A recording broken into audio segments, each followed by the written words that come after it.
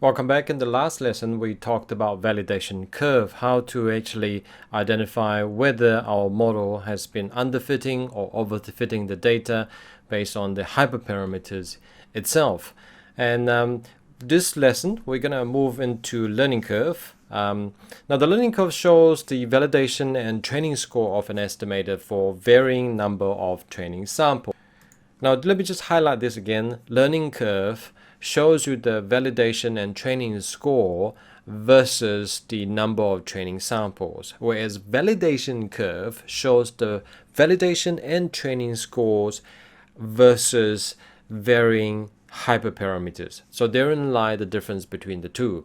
Now, really, learning curve is a tool to find out how much we benefit from adding more training data and whether the actual estimator itself suffers more from a variance error or a bias error. Now, if both the validation score as well as the training score converge to a value that is too low with increasing size of a training set, we will not benefit much from more training data. Now, I just want to go through a couple of examples so that you can see what a learning curve looks like before we look at some empirical data. Below here is an example of a good variance bias trade-off learning curve. Now, what we have is the accuracy. It can also be R-score. Now, the actual level of performance that's achieved here, which is this one here, is high. Okay, and the actual level of performance achieved is close to the desired level of performance. That's the first thing. The second thing is that the training and also test are tight and converge to a similar level. So notice that initially, when we have low number of training or small sample size, it actually diverged, meaning there's actually a lot of, although the training accuracy was high, that's only because it sees a very small amount of data, whereas the actual test data itself has a very large error or very low score. As more and more data is fed through, the test score increases and the training score decreases, eventually converge together to a point. So what you have, this is really an example of good variance bias trade-off. And below is an example of a high bias learning curve, and where you have low training and test score. Basically, it underfits the actual training data itself. The actual performance level is far from the desired level of performance. So how do you address this? You can address this by increasing or increase the number of parameters or the features, basically adding or creating new features, or decrease the regularization, because what you have is actually a high bias here, meaning a large error.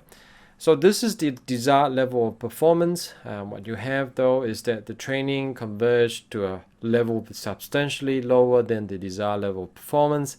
Likewise, the test, although it improved, it did not improve to a level that is actually sufficiently high enough to be desirable for our estimator.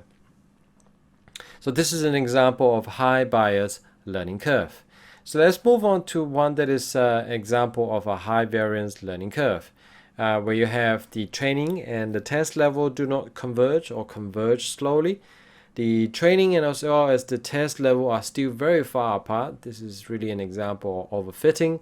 You can address this by collecting more training data or reduce your model complexity. Remember, we have 14 parameters before, so it's better to actually, or 15 parameters, it's better to reduce it down to 4 in our example earlier for the polynomial. So that's really reducing the model complexity and increase regularization to avoid so-called complexity. It doesn't allow the parameters to actually gyrate wildly. Although this is the desired level of performance, what you have is that there's a large variance here. In order to converge, you actually basically have to feed a lot of data into it. The other example that I want to look at or show you here is around here is pretty much the adequate sample size. More data didn't actually really improve the performance of your algorithm or your estimator that much. Right, enough of the theory. Let's look at an example. This is from scikit-learn, where the key observation, this is for naive Bayes classifier as well as for the support vector machine. Both the training score and also the cross-validation score are not very good at the end. So let me just run this and let it run at the background until the number comes up. Okay, this is done running. So, and what you have here is that the score not very good at the end. Okay, so very often what this is that the training score is very high at the beginning and decreases over as more and more data is being fed into the model.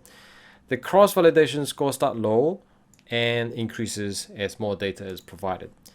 Now let's look at the observations for the support vector machine. The training score is still around the maximum. The validation score could be increased with more training examples. Okay, so I won't run through the codes. This is just really to illustrate the concept here. We're going to come back to the code a little later. Okay, let's look at the naive Bayes. Remember what we have earlier is that the main point that we take away is that both the training and the cross validations are not very good at the end. Okay, so although they converge, right, this is the high bias example we talked about here, is very far away from what we're looking for, which is 1 or 100%.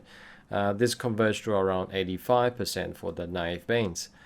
And this is the support vector, and the red one is the training score. Okay, the green one is the cross validation score. Okay, so it converges to pretty good number, around probably 97, 98. In order to continue for the green line, which is really what we want here, the out of sample score is high, we can provide more data. So that's really the basic ideas of learning curve and how to make use of it. Okay, so it tells you how much data do you need to actually get a reasonable accuracy in terms of your data, and whether your estimator suffer from too much regularization or too few features. Here you can see the actual score is too low. That's basically highlight the fact that in order for it to go up, we need to actually provide more predictors or independent variables. So in terms of reading this, you have the usual NumPy and matplotlib.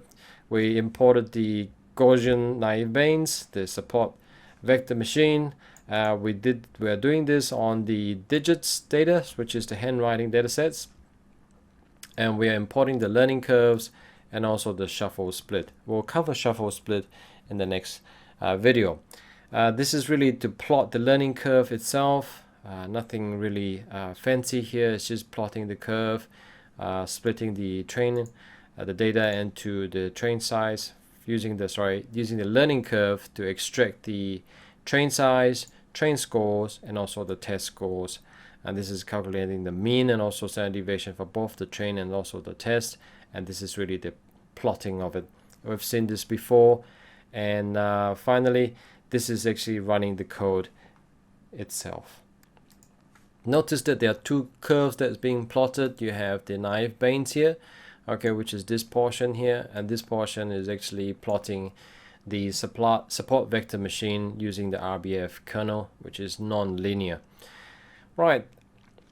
Okay, so where do you want to go from here, or where do we go from here? You can read more from the Scikit-learn. I provided a link on Machine Learning Master as well as Elite Data Science for you if you are interested to read more. Right, the exercise now is on our Boston housing data price prediction, if you recall. I want you to actually do one on learning curve and also one on the validation curve using the using the code that I provided earlier. This example that I am doing uses ridge regression because remember that our Boston housing dataset is as a continuous numerical value rather than classifier.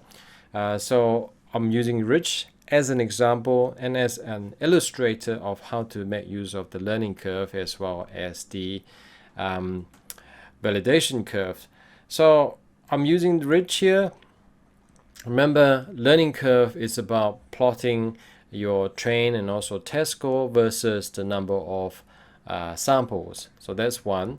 And the validation curve is about varying the hyperparameters. In this case, we are varying the alpha, which is the regularization parameter. Now, I'm not going to run through this with you right now. I want you to actually try this out as an exercise. Don't pick at my code.